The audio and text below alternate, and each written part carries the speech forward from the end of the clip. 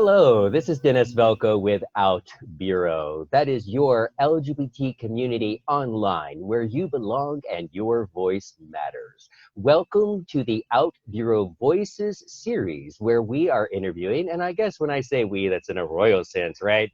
Because I'm an entrepreneur of one. So, it's me whenever I'm interviewing LGBT entrepreneurs, professionals, and community leaders. And thank you so much for tuning in.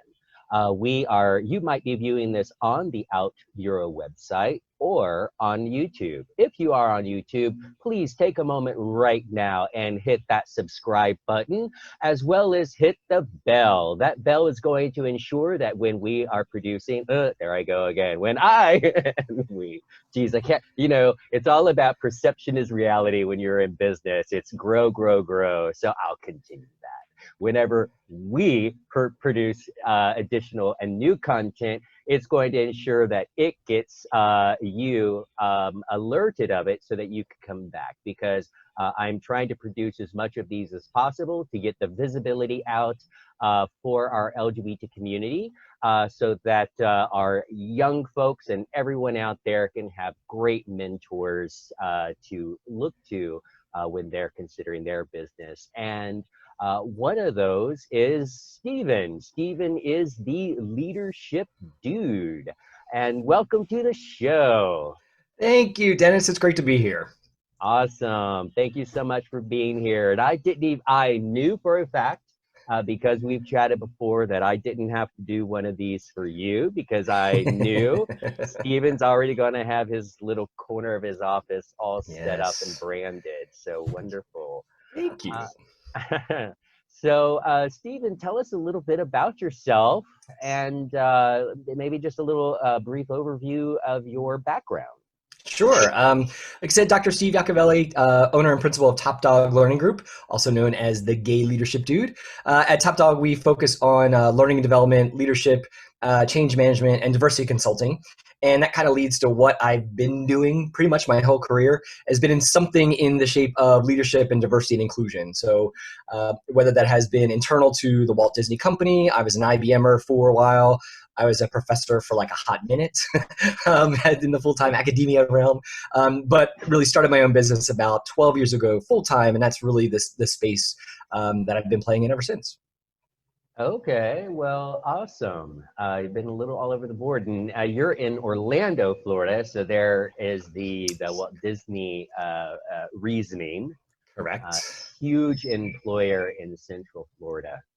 Yes, the largest private employer in Central Florida, and it might even be the state, actually. I would think so. Yeah. So, did your leadership did you do HR and leadership in Disney? Was that one of your functions there? Yeah, it's kind of a funny story. I worked at Disney twice. So after undergrad, I grew up in the Philadelphia area, went to a small state school in Pennsylvania, and studied public relations and speech communications. And so my dream was to be a PR person at Disney. So after undergrad, packed up my little Ford Escort, I think I had at the time, and just drove right down I-95 to Orlando without a job, and got one. And I worked in the Central Reservations Office, which for the kids at home, that's pre-internet. It's actually pre-Windows. We were in a DOS-based kind of thing. And I actually had a job. Yeah, I remember. I had a job on the 407W Disney line, which was the main place to get any sort of information about your family fun time at Walt Disney World and everything. And these are true calls we would get. Me and 499 other folks sitting in a call center. And people would call from the park, because it was payphones, pre cell phone, and they'd be like, "Where's the nearest bathroom?" And you actually had a little database, and you could say, "Oh, you're at this phone. Turn to your left, and you'll see a door." And like we had to direct them that way, because people are kind of lose their mind when they're on a holiday. And I swear this is a real story too. A question we get: people would call up and say, "What time's the 3 o'clock parade?" And we had. No lie. And we had we type in data and we get the official script, and the official script was always 2:45. So one, you didn't make the person feel kind of silly. And then second, it actually got them in line or in their spot earlier so that they could kind of do the park. So I did that for like 3 months. It was a horrible experience for me. Just wasn't a very good fit. But I ended up coming back to Disney several years later at a more professional capacity. I was a leadership and organizational consultant for Disney Cruise Line. So I worked short side, I mean, in the Orlando office, the Celebration office, but I would travel on at the time, the 2 ships quite often. So it was a kind of a sweet gig. It was a sweet gig, I gotta say. That would, and getting, as you mentioned, right out of college, um, one, getting that job at Disney. I mean, nowadays that's well, with COVID, it's really hard. But well, for a long time, one of my aunts worked in HR at Nice. At Disney, and not an easy place to get on board. Yeah. And so many people from the area, looking for the jobs there. One little tidbit, one little thing we have in common. I too worked at a call center for a while. Nice. It was 1991.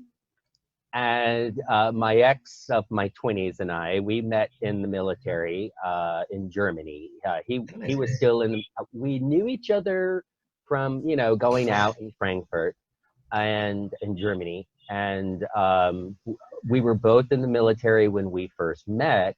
And then I got out of the military and helped form the very first technology call-in center for Fifth Corps military. So it was where all the U.S. military from Frankfurt and South Germany would call in when their printers were broken, whatever. But that was just 3 of us that actually manned that call center. It was when we returned back to where he lived in Columbus, Ohio. And for those that don't know, Columbus, Ohio is quite the fashion capital. Awesome. With Lane Bryant, Abercrombie Fitch, Victoria's Secret, all of that headquartered there.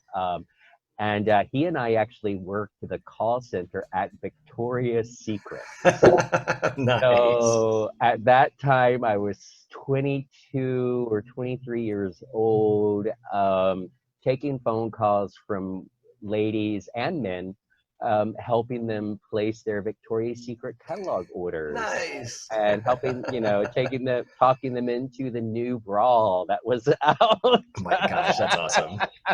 Yeah, that was pretty interesting. So, well, I lived in Columbus as well. Oh, yeah. Okay. Yeah. I went to Ohio State for my master's degree. Oh, well, wonderful. I went to Ohio State as well. Yeah, so, go Bucks. I wasn't in I got to tell people, I wasn't into the football. That's okay. But it is Columbus, Ohio, and their football. I mean, it is truly a city that if you've never experienced that kind of just almost power that the football culture in Columbus, Ohio has, it is something. And I mean, even the gay guys have tailgating parties, barbecue parties. We go if we didn't have tickets, we'd go to the local gay bar and Union Station and watch the game there. Oh, absolutely.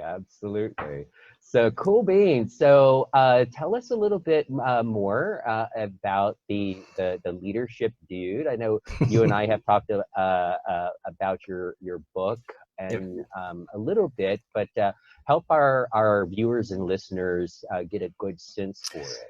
Yeah. So about 2 years ago, I was at my first NGLCC conference, the National Gay and Lesbian Chamber conference, fantastic group. And I was kind of sorting my business cards before a session, and there was a woman next to me doing something very similar, and we just struck up a conversation, and she's like, "What do you do?" I'm like, "Oh, I own consulting, blah, blah, blah." And I said, "How about you?" She's like, "Well, I'm a publisher." I said, "You know what? There's a book in my head that needs to come out. I've written, I published my dissertation, and which I think my mom is the only one who bought that, but that's fine, And then I did an ebook called "Overcoming Poopy E-Learning," which was self-published, and my doctorate's in instructional technology and distance education. And I had mixed positive and negative vibes for doing the self-published thing. It really wasn't a great experience for me. But I'm talking to Jen Grace of Publisher Purpose Press, and I'm like, you know what? Let's chat.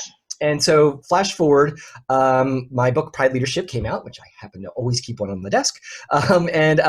So it was a really great experience. And I was going to write kind of a generic leadership book. And the more, when I first starting down the path, organizing some of my thoughts, and I was doing a lot of advocacy work in the LGBTQ community with our peeps, and I'm kind of starting to observe some of the leaders around doing different volunteer organizations and things. And then my inner Carrie Bradshaw kicked in. Like I couldn't help but wonder, and I couldn't help but wonder. I'm watching these awesome queer leaders do their thing. And I'm wondering, is there something about our shared collective experience that does make us a little bit more reticent for the leadership competencies that I've seen really work out in the general field as a leadership consultant? And that's kind of what I write about in Pride Leadership. And so I found what I thought were the top 6. You always have my swags, my little mouse pad. But these are the top 6 competencies I talk about in Pride Leadership: authenticity, courage, empathy, communication, relationships, and then shaping culture. And that's the framework of the book, but it's through the lens of being a member of our community. Okay. And so, again, as we've talked in the past, but, for our listeners, this is you also have an accompanying workbook. I do. Where's it at? It's right here. You're right. So the idea behind the books, and it's a fancy workbook, which is also out there, but the whole goal of the book wasn't the book. I mean, if there's anyone here watching or listening, authors aren't typically, unless you're like Oprah caliber, out there to make a gob of money. You're there to kind of get your story out. And my story is really to help start an LGBTQ leadership movement and focus our collective energy in that arena. And so my end game has always been a training experience. As an educator, that's kind of what I do as a company, but I really wanted to create that. So a couple steps back was the book, then the workbook came, and now we have an 8-week online leadership program that's really starting to take off. Oddly enough, it was in the midst pre-global pandemic, but it was always online. It was always a modular approach. And so now we're getting folks that are like, hey, I want to use this time to develop myself. And so that's Awesome. where the end game was, which I'm so excited for. Awesome. Yes. So, kind of just thinking, out loud here is, so looking at leadership, that's really from a very open perspective, correct? Mm-hmm. Yes. So so this could be for anyone, someone in college looking to learn leadership skills, Yep. Someone in their career who's looking to get to that next level in their career, or maybe even someone who's a volunteer. Yeah. And looking to just hone their leadership skills as it relates to perhaps serving in their local community. Exactly. One of the things I do in the very beginning of Pride Leadership is I define what is a leader. And to me, a leader is anyone who has influence within the workplace. That could be that entry-level person who's kind of influencing the people around you. That could be all the way up to the C-suite and everyone in between. I work with clients who define leader as leader of people, and I think that's kind of shenanigans, because you have that indirect influence over folks if you don't have that direct. And that's actually even a more tricky leadership position to be in, because you don't have the formal authority. So you have to leverage different skills and tools in order to help folks move in the direction with which you're trying to get them to move. And so I think it's silly when I try to dissuade some clients to say, no, let's think about this a little bit more broadly. And just like you said, Dennis, it could be a whole bunch of folks who really want to focus on being better within their leadership skills. Yeah, because I find, when you're looking at leadership, when you're looking at business, when you're looking at your relationships, when you're looking at almost every facet of your life, you're always in, you're typically in a position of attempting to influence. That might even just be Friday night and outside of the COVID era, trying to influence your significant other on where you're going to go to eat that night. Yep. Okay. So, and within, and so there's lots of different examples, even within a friendship circle. So, leadership skills are definitely not only for the work environment, number one, and definitely not only for once you have achieved a quote unquote leadership title that Yep. now you have people report to you. It's like, oh, you definitely need the assistance then. But really it's to your point in self-development and just saying, as striving to be a better person, and that again could be in your own personal Yep. relationships. It could be in your work, and again, I'll get back to community service, working with local nonprofits Hmm. of any sort. So it's very pertinent to all kind of a good portion of your life if you recognize it. And I think that's the key point, is being open to recognizing it, because so many people kind of go through the motions of their days and their weeks and not even realize that they are marketing themselves Yep. and they are positioning themselves effectively or poorly as a Hmm. leader. Yeah, one of the things I talk about quite early on in the book is, and this is part of the Lions program, is the name of the 8-week program, which stands for Leaders Immersive Opportunity to Nurture Strengths. Because former Disney, I had to have some cute little acronym, that goes with the branding, Lion, pride. But in the 8-week program, as well as in the workbook and the book, one of the very first things that we talk about is what I call drone perspective, which is having that self-awareness. You kind of like, you imagine you get in your drone, the drone zooms up, and it's kind of looking at the situation that you're in the moment. And a lot of times this is referred to as like mindfulness, mindful meditation, that kind of stuff. But being able to get out of your own head is the concept. And that takes a lot of skill to have that self-awareness to say, ooh, you know what? I maybe am not super good at this XYZ competency or this situation, and having that thoughtfulness to do something about it. And that's to me one of the biggest leadership opportunities, is to be humble enough to know where I'm really awesome, but where I'm not so awesome, and do something about it to get more awesome in that respect. Absolutely. And when in the entrepreneur space, where that comes in is know your strengths, know your weaknesses, Mm-hmm. and as soon as possible, as soon as income allows, hire other people to do the jobs that Right, that right. that you freaking suck at or Yeah, don't enjoy absolutely. doing.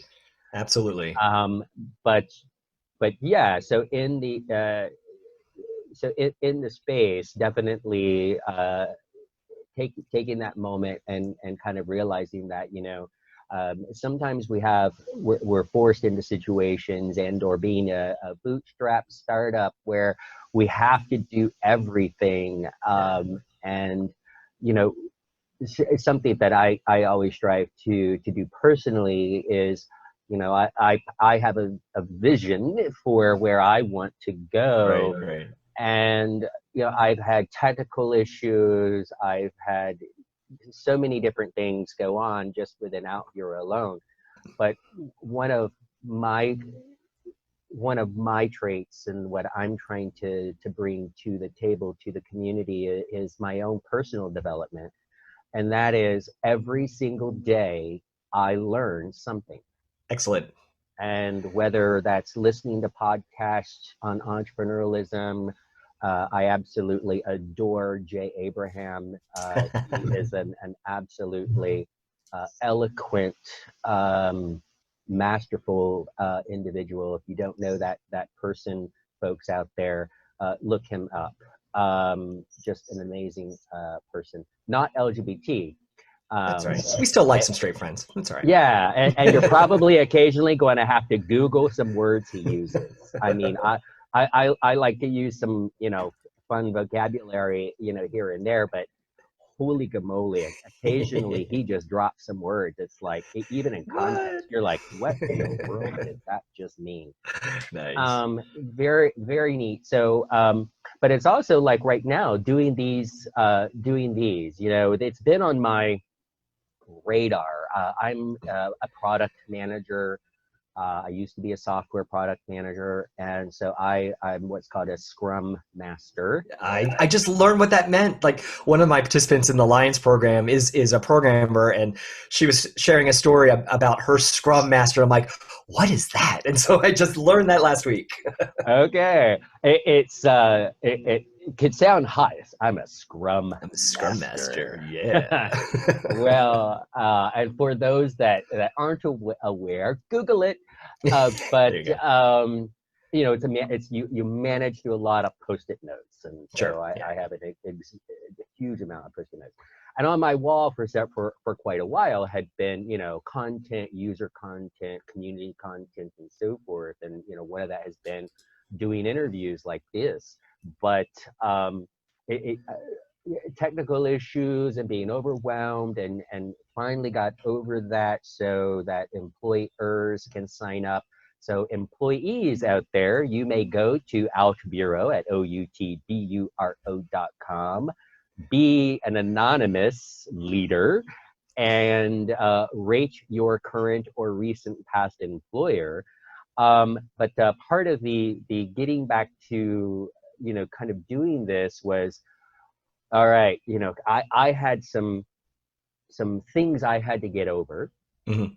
And just like your hope, everyone's career, right? You whatever those hurdles are in your career and in your job and so forth. But it's part of being a good leader is about being persistent and consistent, and striving for becoming better. And so, like right now doing these, YouTube videos, it's every day. There's certain people now that I pay attention to, and I'm seeing the results. And Yeah. now, granted, how does that relate? Is like when it's about self-education, and about taking responsibility for yourself and educating yourself, and then what you do with that. So kind of walk us through in that self-education for your book and your workbook, maybe some of the highlights of you brought up the cue card, which I loved. It's actually mine. It's a mouse pad. I It's have a a little mouse. swag shop. I have a swag shop. Look, I have mugs. I have this. Okay, so you leave that with your customers, your clients, so that it Exactly. reinforces. Graduates of the program. Graduates, gotcha. Yes. So so what kind of folks now that have you seen, or what have you seen people use your tools, use your information, Yeah. and kind of get out of it and take away from it? And has there been any kind of success stories that you're able to share? And, It's and funny. again, I'm sorry because I ask stuff on the fly. So No, it's great. That's great. So one of my participants, and she's still in the program, but she actually was an early adopter of the concept. So she's with a large pharmaceutical company, and she's actually an ally, but she's in the LGBT employee resource group, an ally in that, but really wanted to develop her own skill. She's I think a project manager for the company.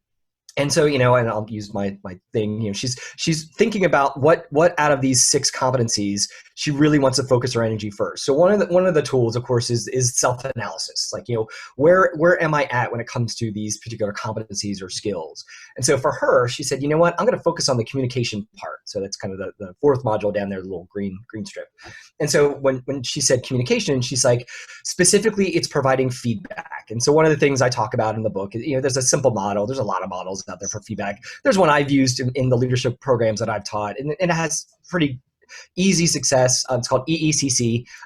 You share with people the example, the effect, and then either what you want to change or continue, which is where the C come in. So, Dennis, when you led our interdepartmental meeting the other day, there's the example. You missed one of the agenda items, and therefore we now have to loop back with the other department and kind of get some stuff. So that's the effect. Next time, can you make sure that you get all the items on that agenda so that we kind of don't have to do double work? That's the change. Or, hey, Dennis, when you led the that meeting the other day with the whole interdepartmental folks, you did such a great job. You got through the agenda real fast. We had 10 minutes left. People asked some great questions, so that's the effect. Keep up the good work. That was really great. So there's the continue to be good behavior. Simple model, one I've taught for a while. There's other ones out there. And she's like, that one alone really helped me relate to my team just to kind of organize the feedback and thoughts. And then, I talk about the example of in providing feedback. It should be balanced. You don't want to, I work with some organizations where someone comes up to you and says, hey, I have feedback. And everyone's like, ew, what is it? Because feedback's a bad word. And so feedback should be a neutral or a good word if it's being utilized in a balanced sort of way in your organizational culture, whether that be you or your clients or big group. So that's just kind of one example. Another one that one of the participants, so in the program you get 3 one-on-one executive coaching sessions, kind of at the beginning, middle, and then 2 months after you kind of leave the program. And during one of the conversations the other week, fairly early on, we go through the authenticity chapter fairly early, and the one of the activities in that is to look at your own personal value system. And some folks have done that in their careers, some have not. So there's a quick activity in the workbook to actually find out what are your personal top 5 values. And one of my participants said, I never did that before. I never really thought about what are the things that are so important to me that I value.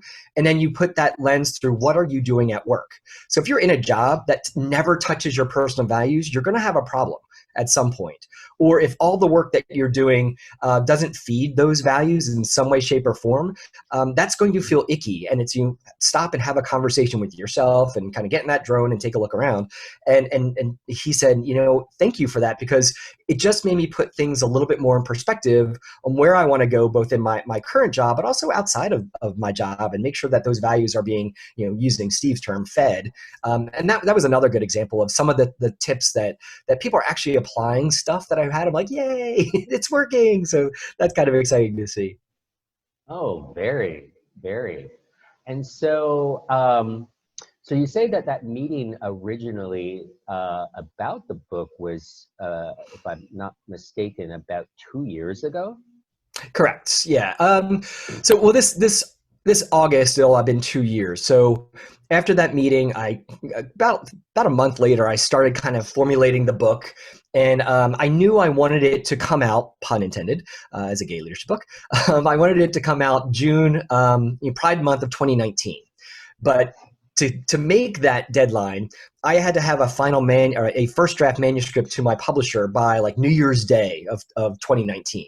And so I sent from basically Labor Day until Christmas, just doing nothing but writing, obviously trying to make a living with clients and things like that. But really trying to kind of get through, organizing my thoughts, figuring it out. Initially, I whittled it down to 6. I had 29 or something like that, competencies that I was trying to figure out were the right ones. And then had my thinking partner / sister, Wes, come in, who does similar work to me.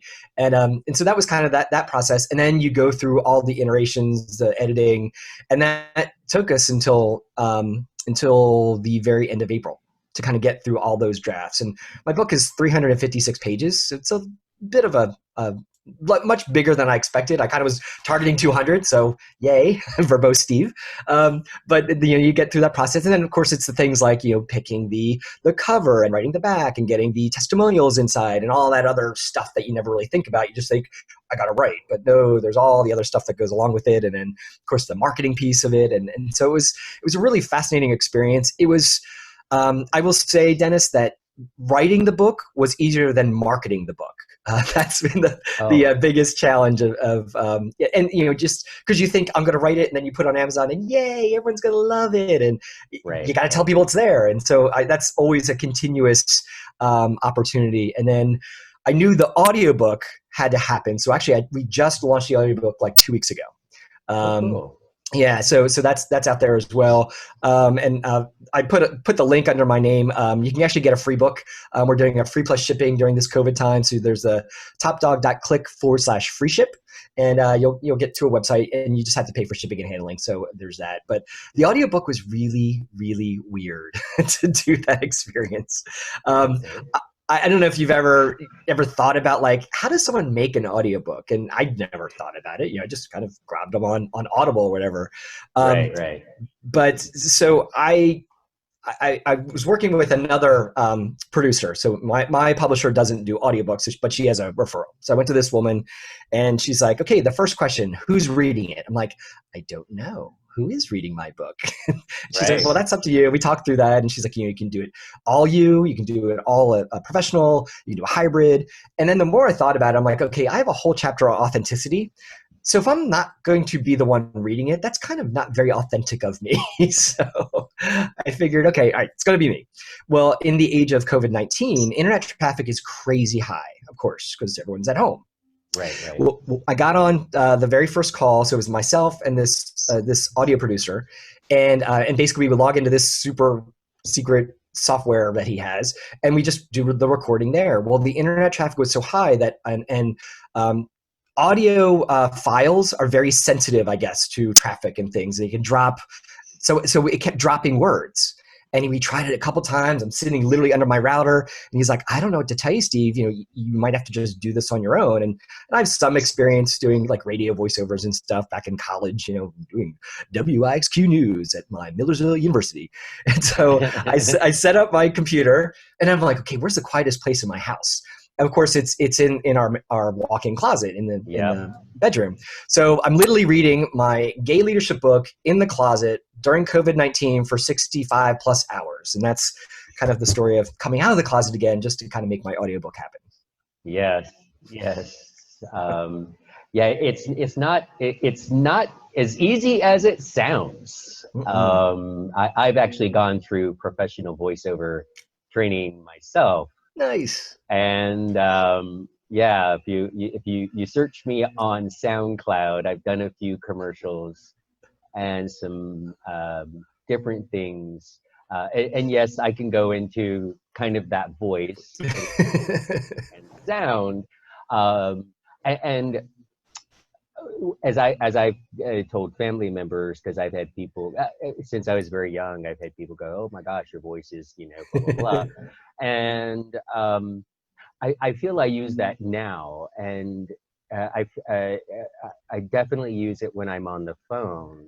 Because yes, when you are voice-overing, when you are reading a book like that, it's very important to pay attention to the enunciation, the pauses, your pluratives, and your T's and your pops.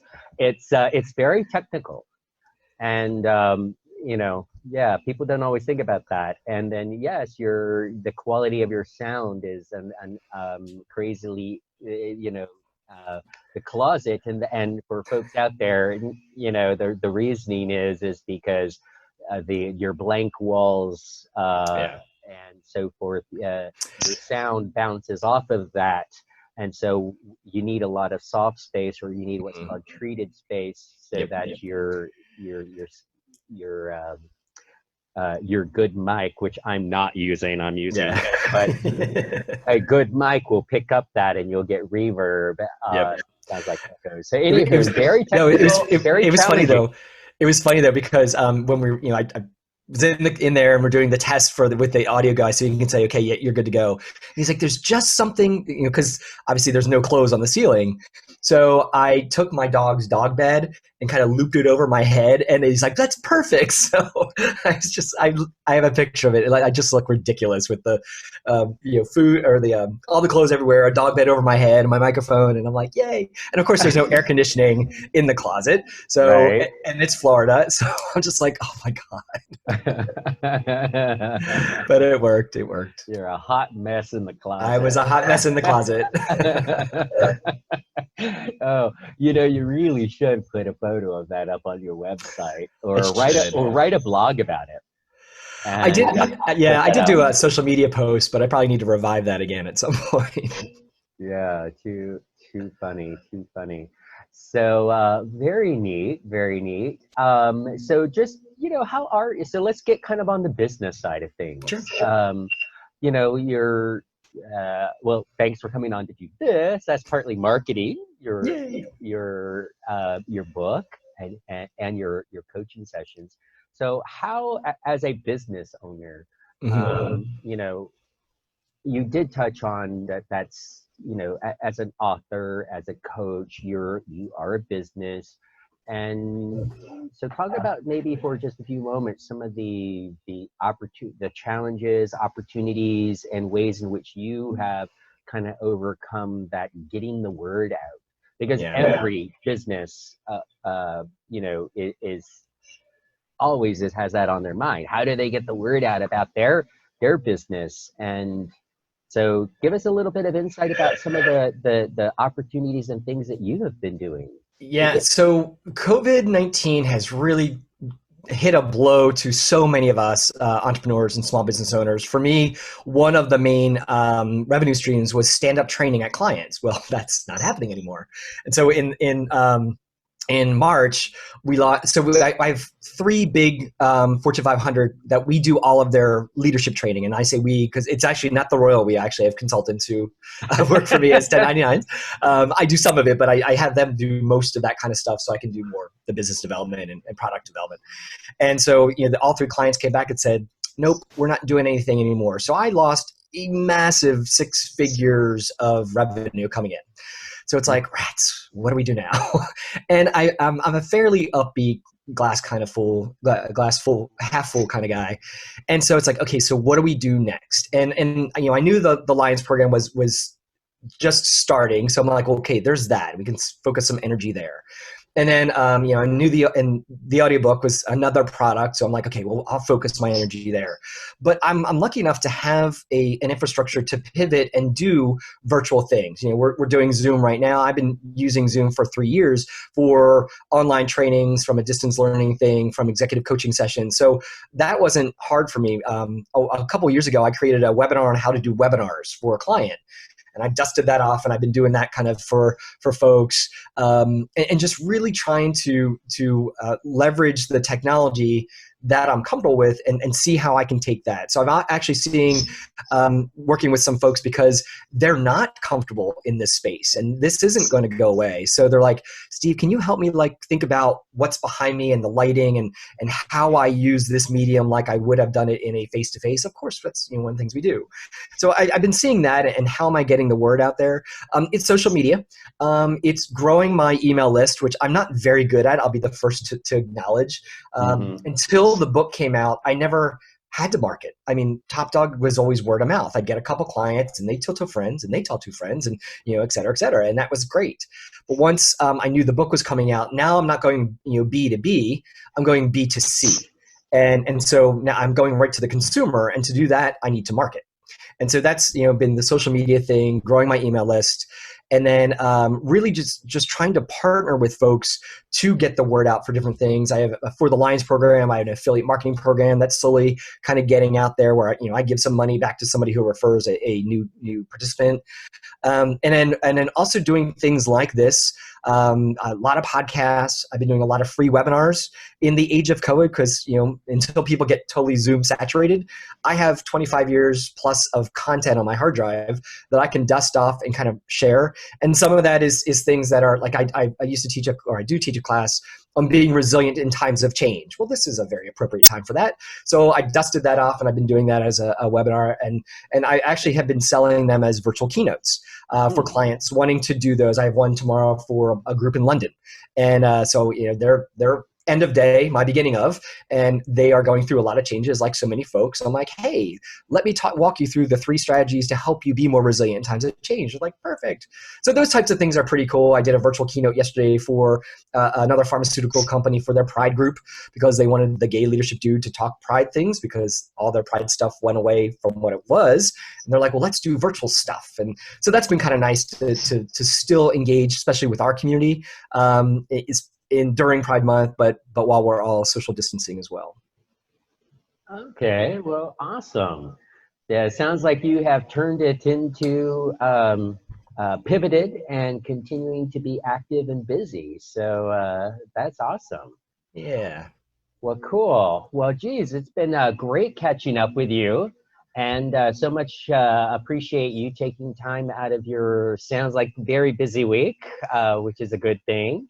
And we'll make sure that we have all the show notes and links to the leadership dude here on the show on the episode page, which again all of you will find at outbureau.com. That is OUTBURO.com. You'll click up on the top. It says podcast. Might be changing that to episodes. We'll see. But at some point, because of the videos now, but also all of these shows get turned into podcasts. Nice. And you're able to find OutBüro and OutBüro Voices podcast on Apple Podcasts, Spotify, Stitcher, Google, and a total currently of 13 podcast apps and growing. So make sure that you subscribe to OutBüro on whichever platform that you desire most. And coming up here on the end screen in just a moment, be sure to click the subscribe to be notified again of when new shows come up, and hit that bell to ensure that you are notified. Thank you so much for tuning in. This is Dennis Velco with OutBüro and Steve, the leadership dude at Top Dog Consulting. Thank you so much, Steve. Thanks, Dennis. And thanks for all that you do for our community. Really, really appreciate it. Thank you for taking notice. Sometimes I wonder. No, you're doing great stuff. Thank you. Well, thank you so much. All right, everyone. Again, thank you for tuning in to OutBüro Voices. Again, this is Dennis Velco. You have a fantastic day. Bye-bye.